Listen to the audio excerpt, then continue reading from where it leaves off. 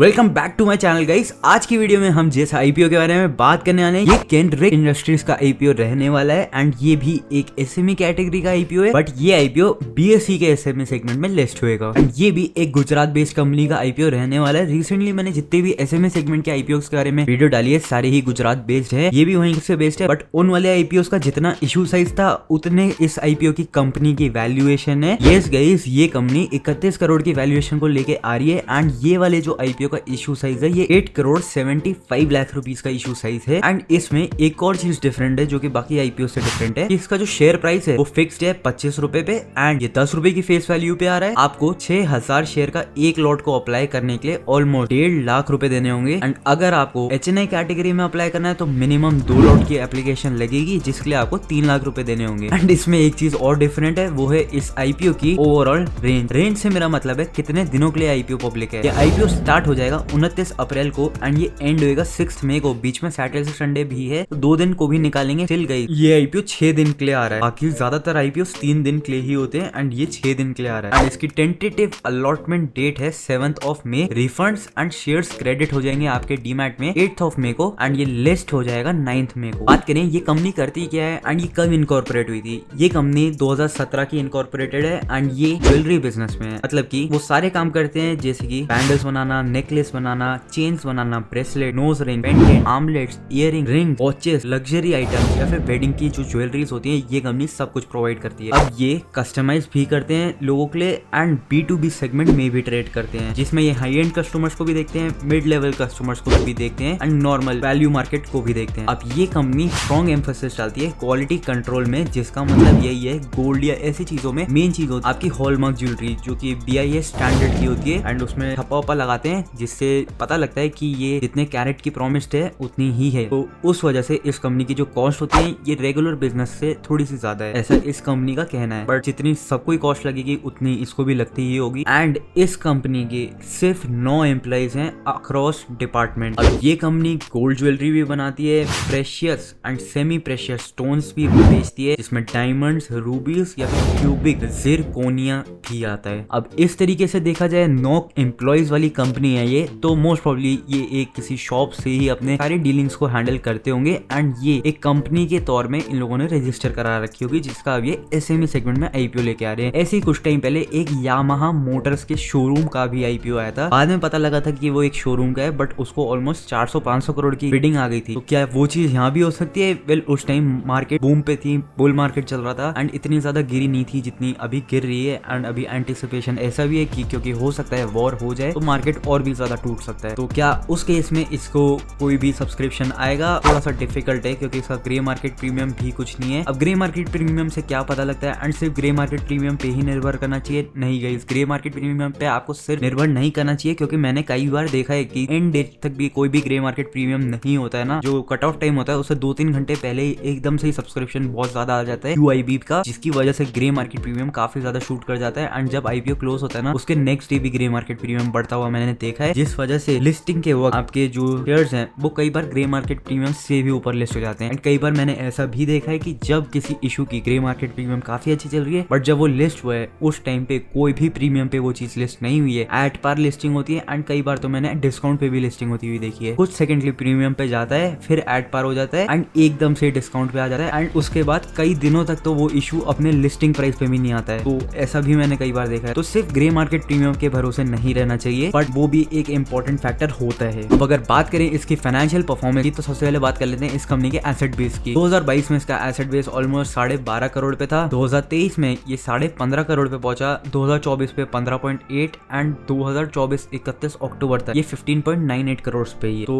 Asset base इतना ज्यादा grow नहीं हो रहा है, जो कि अगेन थोड़ा सा सोचने में डालता है कि क्या ये कंपनी अपने आप को ग्रो नहीं कर पा रही है, क्या इसका कैश एट बैंक है या फिर जो इसके रिजर्व्स हैं वो ग्रो नहीं हो पा रहे हैं, इसका एसेट बढ़ क्यों नहीं रहा है, ऐसा क्या दिक्कत चल रही है इस कंपनी में? ये कई थोड़ी सोचने वाली बातें हैं। एंड अगर बात करें इसके रेवेन्यू की तो 2022 में इसका रेवेन्यू ऑलमोस्ट 33 करोड़ पे था, 2023 में 52 करोड़ पे था, 2024 में 71 करोड़ पे था एंड अभी 31 अक्टूबर तक ये ऑलमोस्ट 42 करोड़ पे आया है। तो अगेन रेवेन्यू ग्रोथ देखा जाए तो वो काफी अच्छी है, टॉप लाइन अच्छी तरीके से ग्रो कर रहा है, ये देखा जा सकता है। बट अगर बात करें इसके प्रॉफिट आफ्टर टैक्स की तो उससे ही आपको इसके ऑपरेटिंग मार्जिन के बारे में पता लगता है। प्रॉफिट आफ्टर टैक्स इस कंपनी का 2022 में सिर्फ 39 लाख था, 2023 में सिर्फ 47 लाख। 2024 में जब इनका रेवेन्यू ऑलमोस्ट 71 करोड़ पे था, इस कंपनी का profit after tax almost 1 crore 8 lakh रुपए ही था। एंड अभी 31 अक्टूबर तक इसका profit after tax 78 lakh rupees पे, जब रेवेन्यू इसका 42 करोड़ पे। तो ये भाई बहुत ही ज्यादा वियर्ड सा ऑपरेटिंग प्रॉफिट मार्जिन पे चल रही है कंपनी, जो कि बहुत ज्यादा कम है। एंड दूसरी बात, ये स्टेबल नहीं दिख रहा है। यानी कि ऐसा हो सकता है कि इनके जो बड़े बड़े क्लाइंट्स हैं, जो कि जिनसे बल्क में डील करते होंगे, उनको इन्हें काफी कम मार्जिन पे अपनी चीजें देनी पड़ती होंगी। बट जो नॉर्मल रिटेल सेगमेंट के लोग आते हैं या फिर थोड़े जो क्वांटिटी कम परचेज करते हैं, उन पे ही ये लोग अपने मार्जिन को बना पा रहे हैं। इसके प्रॉफिट आफ्टर टैक्स से तो मेरे को यही समझ में आता है। एंड ये चीज अच्छी नहीं है। एंड अगर बात करें इस कंपनी के बोरोइंग्स की, तो वो कंपनी की बोरोइंग्स भी बढ़ती जा रही है। अब इस बिजनेस में इसकी बोरोइंग्स क्यों बढ़ रही है, ये चीज भी गाइस काफी सोचने वाली बात है। क्योंकि जनरली इन बिजनेसेस में जो कंपनीज होती है ना, उनके बोरोइंग्स बहुत ही कम होते हैं। बट बोरोइंग्स यहाँ पे भी कम है, बट ये इंक्रीज होते जा रहे हैं, ये रिड्यूस नहीं हो रहे हैं। हो सकता है कंपनी अपने वर्किंग कैपिटल रिक्वायरमेंट्स के लिए बोरोइंग कर रही हो, बट वो सारी चीजें अभी तक हमें यहाँ पे डिस्क्लोज नहीं करी गई हैं। 2022 में इसकी ऑलमोस्ट 35 लाख की बोरोइंग थी, 2023 में बढ़कर के 57 लाख पे पहुंच गई है, 2024 में 78 लाख पे आ गई है। एंड अक्टूबर 2024 तक इसकी बोरोइंग्स ऑलमोस्ट 99 लाख पे, 1 करोड़ पे ही पहुंच गई हैं। तो अगेन बोरोइंग्स इनकी बढ़ती ही जा रही हैं। बट अगर बात करें इसके डेट टू इक्विटी की, तो ये 0.06 है, जो कि कुछ भी नहीं है। तो उस हिसाब से बोरोइंग देने की इनकी क्षमता है, बट ये अपने बोरोइंग्स को रिड्यूस नहीं कर रहे हैं, ये मेरे को समझ नहीं आ रहा है। नेक्स्ट अगर बात करें इस कंपनी की कैश फ्लोज की, तो ऑपरेटिंग कैश फ्लो 31 अक्टूबर 2024 का इसका नेगेटिव में है, जो कि अगेन थोड़ा सोचने में डालता है कि क्यों इसके कैश फ्लो नेगेटिव में जा रहा है। ऐसा क्या है जहाँ पे ये कंपनी स्पेंड कर रही है, ये चीज गाइस आगे जाके ही पता चलेगी। एंड नेगेटिव में भी कितना है, ये ऑलमोस्ट 3 करोड़ 30 लाख रुपए के नेगेटिव कैश फ्लो पे ऑपरेट कर रही है। वहीं पे 2024 31 मार्च तक इसका जो कैश फ्लो था वो पॉजिटिव था, 2 करोड़ 40 लाख का। इतना ज्यादा नेगेटिव एक काफी ज्यादा कंसर्न शो करता है। इन्वेस्टिंग एक्टिविटी से इनका जो कैश फ्लो है वो पॉजिटिव है 42 करोड़ पे, जो कि अगेन एक अच्छी बात है। एंड फाइनेंसिंग एक्टिविटी से भी इसका जो कैश फ्लो है वो पॉजिटिव पे है 21 लाख का, जैसे कि मैंने आपको बताया था इनकी बोरोइंग बढ़ती जा रही है, तो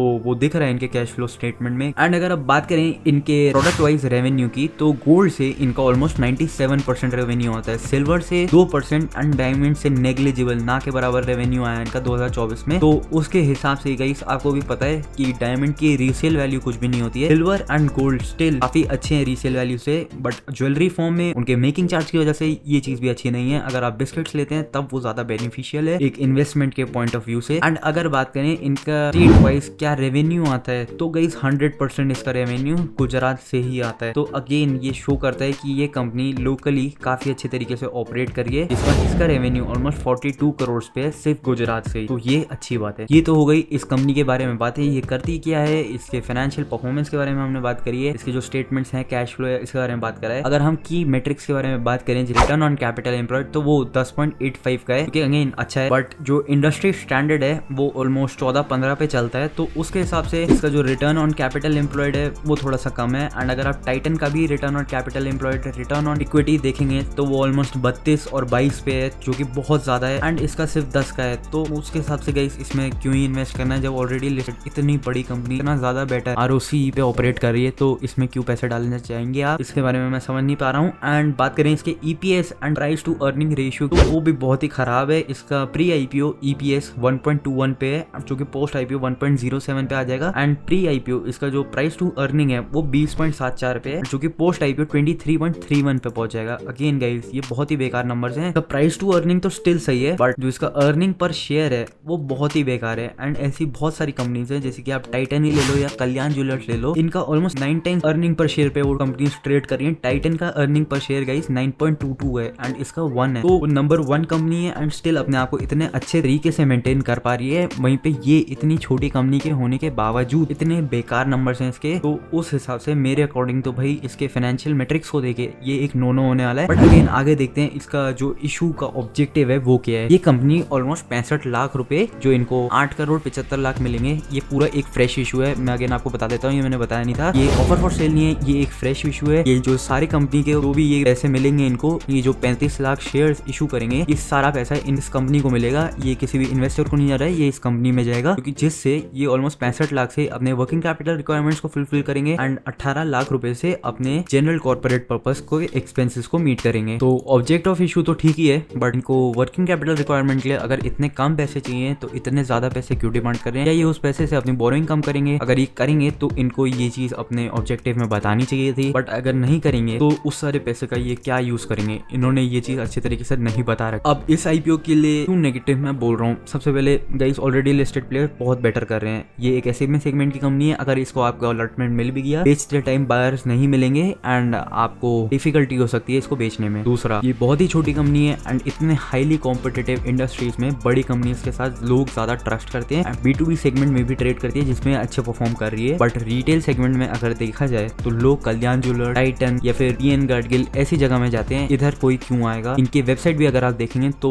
बहुत ही बेकार तरीके से डिजाइन करी गई है एंड इनका जो ऑपरेटिंग प्रॉफिट मार्जिन है 70 करोड़ के रेवेन्यू पे इनका 1 करोड़ का प्रॉफिट बन रहा है। ये बहुत ही बेकार चीज है एंड मेरे अकॉर्डिंग इसे आपको स्किप करना चाहिए। However, अगर बात करें इस आईपीओ के लीड मैनेजर के बारे में तो ये turn around corporate advisors private limited है इसका लीड मैनेजर एंड अगर इसके लीड मैनेजर की आप ट्रैक रिकॉर्ड देखेंगे तो वो इतना खास नहीं है। इनके जो आईपीओ लिस्ट हुए हैं वो ऑलमोस्ट 4 आईपीओ हैं अभी तक, क्योंकि सारे काफी कम या फिर next to negligible amount of listing gain पे हुए थे, जो कि 1%, 1.6%, 3.6%, 1.27%, ये गाइस नेग्लिजिबल ही होता है एंड कुछ टाइम का ही ये प्रॉफिट या फिर लिस्टिंग गेन रहता है। एंड 3 आईपीओ करेंटली प्रॉफिट में है एंड 1 आईपीओ लॉस में है, बट गाइस जो ये लिस्टिंग गेन पे लिस्ट हुए थे इनका ट्रैक रिकॉर्ड इतना कुछ खास है नहीं। तो मेरे अकॉर्डिंग गाइस इस आईपीओ में इतना कुछ दम है नहीं एंड बहुत ही छोटा आईपीओ है। अगर आपको मिल भी जाए तो थोड़ा रिस्की हो सकता है, क्योंकि भाई फिर सेलर ढूंढने में बहुत डिफिकल्टी होगी। 6000 शेयर्स का 1 लॉट है, 1.5 लाख रुपए की इन्वेस्टमेंट है। तो मेरे अकॉर्डिंग गाइस आपको दूसरी कंपनीज में इन्वेस्ट करना चाहिए। फिलहाल कोई इतनी अच्छी खास कंपनीज का आईपीओ आ नहीं रहा है, कुछ हैं जिनके बारे में मैंने बात करी है, आपको मेरी वीडियोस देखने पड़ेंगे, मैं यहाँ बताऊंगा तो नहीं, बट हाँ ये चीज मैं बता देता हूँ। कोई भी भाई आपको ये फाइनेंशियल एडवाइस नहीं दे रहा हूँ मैं बस आपको ये दिखा रहा हूँ कि क्या आपको इस आईपीओ ये आईपीओ कैसा है। मैं आपको ये नहीं बोल रहा हूँ कि इसमें पैसे लगाओ, अगर आपको लगाने ये चीज आपको अपने फाइनेंशियल एडवाइजर से देख के करना है। मेरी वीडियो को आपको एजुकेशनल पर्पस के लिए ही लेना है। वीडियो आपको कहीं भी पसंद आई हो वीडियो को कर देना लाइक, मेरे चैनल को कर देना सब्सक्राइब। मिलता हूँ आपसे बहुत जल्द एक और नई वीडियो के साथ। Till then bye.